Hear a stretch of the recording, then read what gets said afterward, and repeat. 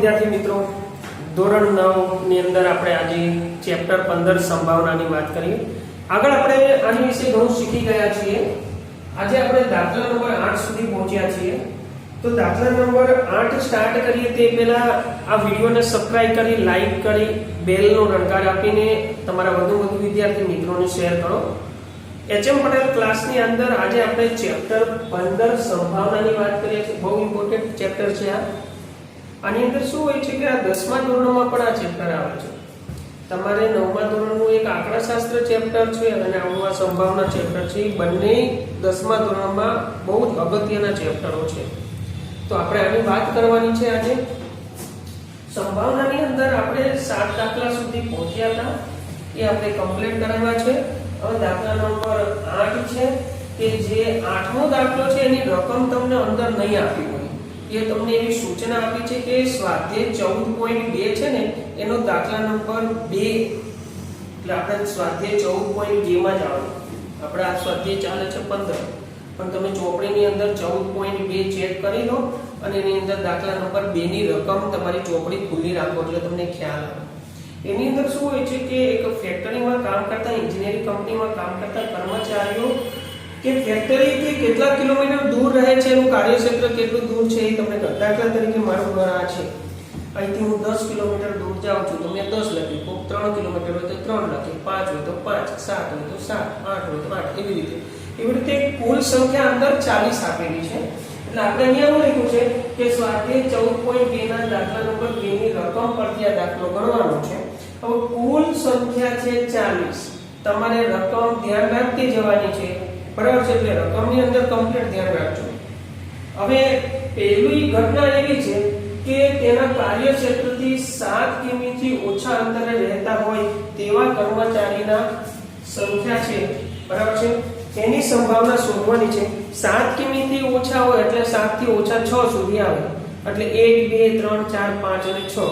એટલે એવા જેટલા કિલોમીટરના આંકડા હશે એ તમારે ગણવાના એની અંદર, અને એને આધારે આપણે દાખલો ગણવાનો છે. તો આપણે સ્ટાર્ટ કરીએ છીએ. ઘટના નંબર 1.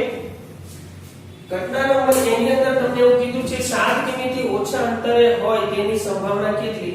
તો તમે રકમમાં કમ્પ્લીટ જોતા રહેજો. 7 કિમી થી ઓછું અંતર હોય તેવી ઘટના ઉદ્ભવતા પરિણામ તમને અંદર જ આપ્યું છે. કોષ્ટક હશે તમારે 14.2 સ્વાધ્યાયમાં દાખલા નંબર 2 માં કે એમાં 5 છે, 3 છે, 2, 3, 6, 5, 6, 2 અને 3 કિલોમીટર આવી રીતે તો સંખ્યા થઈ 1, 2, 3, 4, 5, 6, 7, 8 અને 9. ટોટલ કેટલી થઈ? 9. તો આપણે શું લખીશું? 7 કિમી થી ઓછું અંતર હોય તેવી ઘટના ઉદ્ભવતા પરિણામની સંખ્યા 9 છે. કુલ પરિણામ ની સંખ્યા બરાબર 40 છે. તો P of A બરાબર ઘટના ઉદ્ભવતા પરિણામની સંખ્યા 9 છેદમાં કુલ પરિણામની સંખ્યા 40. તો આપણો જવાબ આવે શું કે છે? 7 કિમી થી ઓછું હશે તો બાકીના બધા 7 કિમી થી શું હશે? વધારે હશે. 7 કિમી થી ઓછા એટલે 7 થી ઓછા 6 સુધી આવે. 1, 2, 3, 4, 5 અને 6. તો આપણી પાસે કેટલી સંખ્યા છે? 40.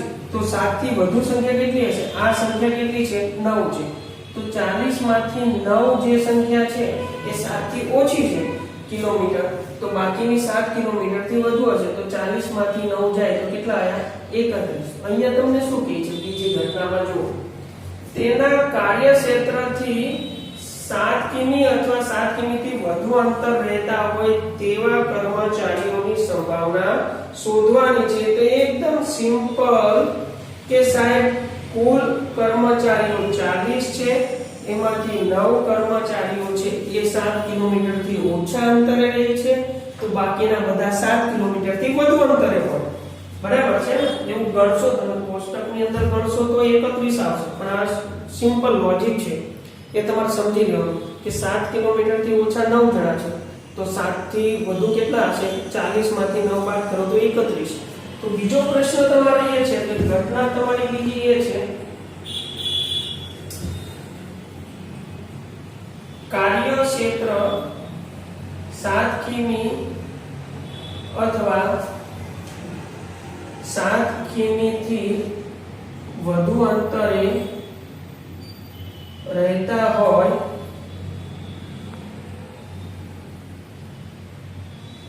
તેવી ઘટના ઉદ્ભવતા પરિણામની સંખ્યા આપણે 40 માંથી 9 બાદ કરી નાખીએ કેટલી આવી 31 અને કુલ પરિણામની સંખ્યા તો 40 છે તો P of B બરાબર ઘટના ઉદ્ભવતા પરિણામની સંખ્યા 31 કુલ પરિણામની સંખ્યા 40 તો આપણો જવાબ થયો છેદ ના ઉડાય એટલે આપણે નથી ઉડાડતા ઘટના નંબર C આવી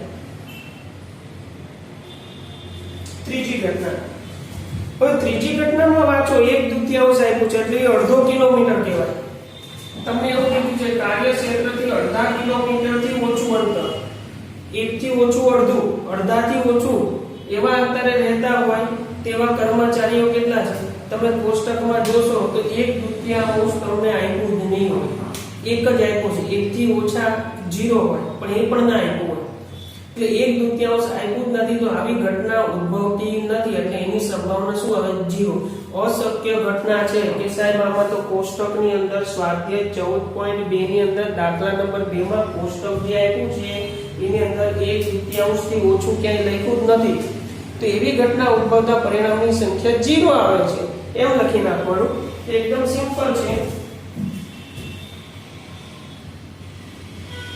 કાર્યક્ષેત્ર અડધા કિમી થી ઓછા અંતરે હોય તેવી ઘટના ઉદ્ભવતા પરિણામની સંખ્યા છે જ નહીં તો આપણે 0 આપવાની P of C બરાબર 0 છેદમાં કુલ પરિણામ 40 એટલે એની સંભાવના શું આવે છે 0 જ આવે એટલે આ બધી માહિતી છે હવે દાખલા નંબર 9 નથી કરવાનો આપણે એટલે દાખલા નંબર 9 અને 10 એ નથી કરવાનો તો દાખલા નંબર 11 માંની રકમ જોવો હવે તમે ચોપડીની અંદર દાખલા નંબર 9 10 નથી આપણે 11 ચેક કરવાનો છે તો દાખલા નંબર 11 એમાં તમને ઘઉંની થેલીઓ આપેલી છે અમુક તેમાં કેટલા કિલોગ્રામ ઘઉં છે એ ચેક કરવાનું છે મારી પાસે ચોપડી છે હું ચેક કરું છું અને તમે પણ ચોપડીની અંદર થોડું ધ્યાન રાખો બરાબર છે ઘઉંના લોટની થેલી પર 5 કિલોગ્રામ વજન લખેલું હોય તેવી 11 થેલી પસંદ કરી હવે તમારી પાસે ઘઉંની લોટ આપ્યો છે એમાં 5 કિલોગ્રામ વજન હોય કુલ 5 એવી કુલ કેટલી 11 થેલી પસંદ કરી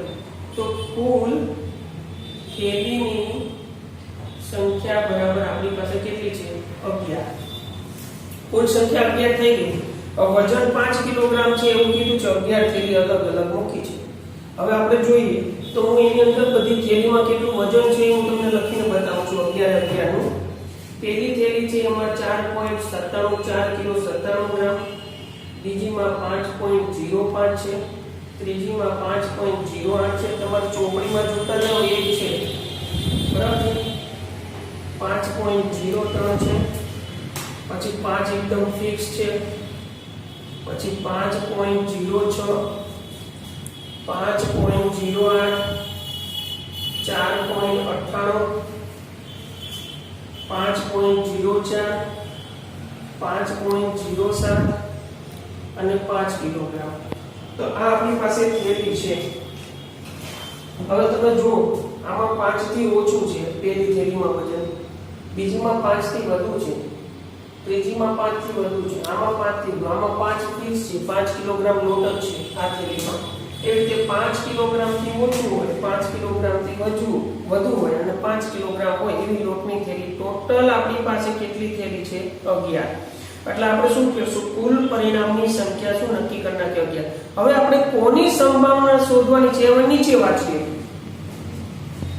આમાંથી કોઈ એક થેલી યાદચ્છિક રીતે પસંદ કરતા યાદચ્છિક શબ્દ આવે ને એટલે સંભાવના જ આવે તમે 9મું ધોરણ ભણશો 10મું ભણશો કે 11 કોમર્સ ની અંદર જશો સંભાવના તો તમારે આવવાનું છે બીકોમ તમે કોમર્સ લેશો એટલે સ્ટેટ ની અંદર છેક સુધી તમારે સંભાવના આવવાનું છે એમ સમજી લો એની અંદર યાદચ્છિક શબ્દ બહુ બસ યાદચ્છિક શબ્દો એટલે સંભાવનાનો દાખલો હોય આમાંથી કોઈ એક થેલી યાદચ્છિક રીતે પસંદ કરતા તેમાં લોટનું વજન 5 કિલોગ્રામથી વધુ હોય તેની સંભાવના શોધવાની છે. 5 કિલોગ્રામથી વધુ હોય તેની સંભાવના શોધવા માટેની ઘટના આપણે ઘટના એ કહીએ. લોટનું વજન 5 કિગ્રા કરતા વધુ હોય તેવી ઘટના ઉદ્ભવતા પરિણામની સંખ્યા આપણે અહીંયા ગણી લઈએ. રકમ આપણી પાસે જ છે. જો આનું 5 થી વધુ છે, 5 થી વધુ, 5 થી, આ તો ફિક્સ 5 છે, ના ચાલે. 5 થી વધુ, 5 થી વધુ, આ 5 થી ઓછું છે, આ 5 થી વધુ, આ 5 થી વધુ. તો કેટલી થેલી થઈ? 1 2 3 4 5 6 અને 7 થેલી થઈ. તો ઘટના ઉદ્ભવતા પરિણામની સંખ્યા બરાબર 7 છે. માટે ઘટના P of B બરાબર P of A બરાબર અહીંયા ઉપર ઘટના સૂત્ર નથી લખતો, તમારે પરીક્ષાની અંદર સૂત્ર ફરજિયાત લખવું જ પડે. ઘટના ઉદ્ભવતા પરિણામની સંખ્યા 7 અને કુલ પરિણામની સંખ્યા કેટલી આવી? 11. આ તમારો શું થયો છે? આન્સર થયો છે. આગળનું એક્ઝામ્પલ આપણે જોઈ લઈએ. ચોપડીની અંદર ધ્યાન રાખતા જાઓ. હવે તમારે એક્ઝામ્પલ નંબર છે 12. એમાંય તમને એવું કીધું છે 12 ની અંદર એક કામ કરો, 12 હોમવર્કમાં રાખો. સ્વાધ્યાય 14.2 નો દાખલા નંબર 5 છે. ના ફાવે તો ડોન્ટ વરી, ચિંતા ના કરશો. મને તમે રૂબરૂ કોલ કરજો અથવા ક્લાસ ઉપર આવીને સોલ્યુશન માટે શીખી જજો. જ્યારે ચોપડો ચેક કરાવો ત્યારે તો હું તમારો કોન્ટેક્ટ કરીશ, કોલ કરું, તમને જ્યારે આવવાનું કહું ત્યારે આપણે શીખવાડી દઈશું. બરાબર છે? દાખલા નંબર 13 લઈએ આપણે. 12મો હોમવર્કમાં, એક્ઝામ્પલ 12 હોમવર્કમાં છે. ઈ સહેલું છે એક્ઝામ્પલ 12.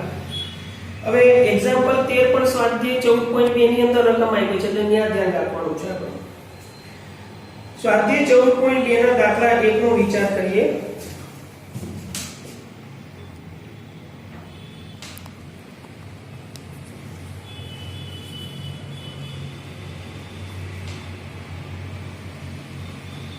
સ્વાધ્યાય 14.2 નો દાખલા 1 પરથી આપણે છે. એક વર્ગમાં 30 વિદ્યાર્થીઓ રુધિર જૂથ માટેનું આવૃત્તિ વિતરણ તૈયાર કરવામાં આવ્યું. તમને આવૃત્તિ વિતરણ હશે, આવૃત્તિ વિતરણ હોય ને એટલે તમને આ કોષ્ટક આપ્યું હશે. જો તમે રકમમાં ધ્યાન રાખો, એમાં તમારું રુધિર ગ્રુપ હોય, રુધિર AB હોય, O પોઝિટિવ હોય, બરાબર છે? એવું બધું અંદર આપ્યું હોય. AB કેટલા છે, O પોઝિટિવ કેટલા, BB કેટલા છે, AA કેટલા છે. તમારું લોહીનું ટેસ્ટ કરે ને એટલે O પોઝિટિવ આવે, AB આવે, BB આવે, AA આવે, A પ્લસ આવે, એ રીતે આવે. એક વર્ગના 30 વિદ્યાર્થીઓના રુધિર જૂથ માટેનું આવૃત્તિ વિતરણ તૈયાર કરવામાં આવ્યું હતું. આ વિદ્યાર્થીઓમાંથી કોઈ એક વિદ્યાર્થીનું રુધિર જૂથ AB હોય તેવી સંભાવનાની ગણતરી કરવાની છે. આપણે જો રુધિર જૂથ AB હોય તેવી સંખ્યા ગણવાની, એટલે તમારે મિત્રો કોષ્ટકમાં સ્વાધ્યાય 14.2 નો દાખલા નંબર 1 છે ને, એની અંદર AB કેટલી વખત છે એ ચેક કરી લેવાનું. બરાબર છે? એ આપણી સંભાવના છે. એટલે અહીંયા શું છે? કુલ વિદ્યાર્થી કેટલા છે? 30. એટલે કુલ પરિણામની સંખ્યા કેટલી આવી? કુલ પરિણામ 30. ઘટના શું છે? રુધિર જૂથ AB હોય તેવા વિદ્યાર્થીની ઘટના ઉદ્ભવતા પરિણામની સંખ્યા બરાબર. તમે અંદર જો રકમમાં ચેક કરો. AB ગ્રુપ છે કેટલા વખત છે હું પણ ચેક કરી લઉં છું. AB ગ્રુપ હશે, તમે અંદર ગણતરી કરશો તો AB કેટલી વખત આવે છે? 3 વખત આવે છે. AB રુધિર જૂથ ધરાવતા વિદ્યાર્થીની સંખ્યા કેટલી છે? 3 છે. બરાબર? તો 3 વિદ્યાર્થી છે. તો P of A બરાબર ઘટના ઉદ્ભવતા પરિણામની સંખ્યા 3 અને કુલ પરિણામ જો અહીંયા છેદ ઉડે છે 3/10 તરીકે 20 પણ 3 × 3 એવું થઈ શકે. પણ 3 ઉડી ગયા એટલે 1/10 આવે એટલે પોઈન્ટમાં લેવો હોય તો 0.1 લઈ શકાય. આ એનું રુધિર જૂથની સંભાવના આવી કે AB વિદ્યાર્થીઓની સંભાવના આ રીતની છે. તો અહીંયા આપણો ચેપ્ટર ફિનિશ થાય છે. નેક્સ્ટ ટાઈમ આ ચેપ્ટરના આપણે દાખલા સોલ્વ કરવા આપીશું પ્રેક્ટિસની અંદર. બહુ અગત્યનું ચેપ્ટર છે, વિદ્યાર્થીઓ ધ્યાન રાખજો. સહેલું છે, મજા આવે એવું છે, પણ જે 12મા ધોરણમાં આવશો ને ત્યારે સંભાવનાનો ખ્યાલ આવશે તમને કે આ બેઝિક બહુ કામનું આવશે તમારે. વિશિષ્ટ દાખલા આવે, એક દાખલા એક ઉપરથી ના આવતા હોય એ રીતે. તો નવા લેક્ચરમાં મળીએ, ત્યાં સુધી ધન્યવાદ. બરાબર છે, ફરી મળીશું નવા પોઈન્ટ સાથે અને નવા ચેપ્ટર સાથે. અને અમુક ચેપ્ટર અને આ ચેપ્ટરના અમુક દાખલા છે જે કે પ્રેક્ટિસના દાખલા હું તમને હોમવર્કમાં આપી દઈશ કાલે. અને રવિવારની પરીક્ષાની દરેક વખતે આપણે માહિતી આપી દઈએ છીએ, તેની તૈયારી ખાસ કરવાની તમારે. બરાબર છે, ધન્યવાદ.